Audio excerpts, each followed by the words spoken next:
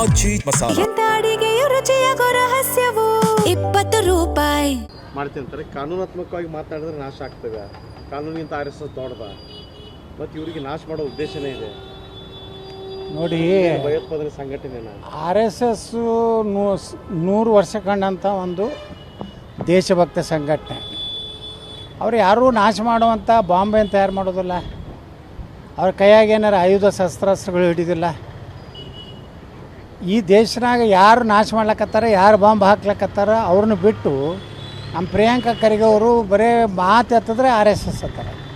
ಏನು ಅದಕ್ಕೆ ಅವ್ರು ಸ್ವತಃ ಮಲ್ಲಿಕಾರ್ಜುನ ಖರ್ಗೆ ಅವ್ರ ತಾಯಿ ಅಂದರೆ ನಮ್ಮ ಪ್ರಿಯಾಂಕಾ ಖರ್ಗೆ ಅವರ ಅಜ್ಜಿ ಇದೇ ರಜಾಕರು, ಇದೇ ಮಲ್ಲಿಕಾರ್ಜುನ ಖರ್ಗೆ ಅವರು ಮುಂದೆ ಜೀವಂತವಾಗಿ ಸುಟ್ಟಾರ.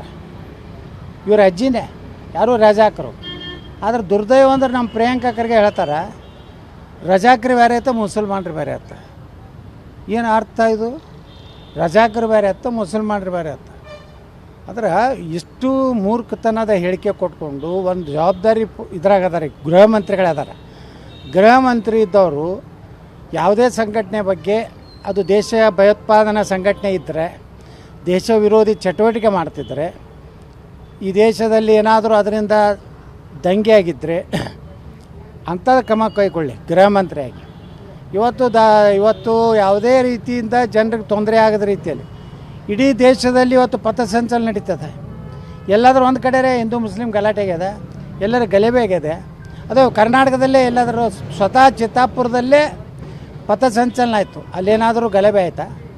ಈ ರೀತಿ ಒಂದು ರೀತಿ ಮಾನಸಿಕ ಅಸ್ವಸ್ಥರಾಗ್ಯಾರ ನಮ್ಮ ಪ್ರಿಯಾಂಕಾ ಖರ್ಗೆ. RSS ಅಂದರೆ ಒಂದು ಎಲ್ಲರಿಗೂ ಕೆಲವೊಂದು ರೋಗ ಬರ್ತಾವೆ, ಕ್ಯಾನ್ಸರ್ ಹೊತ್ತು ಬರ್ತೈತಿ, ಪಾರ್ಶ್ವವಾಯು ಹೊತ್ತು ಬರ್ತದೆ.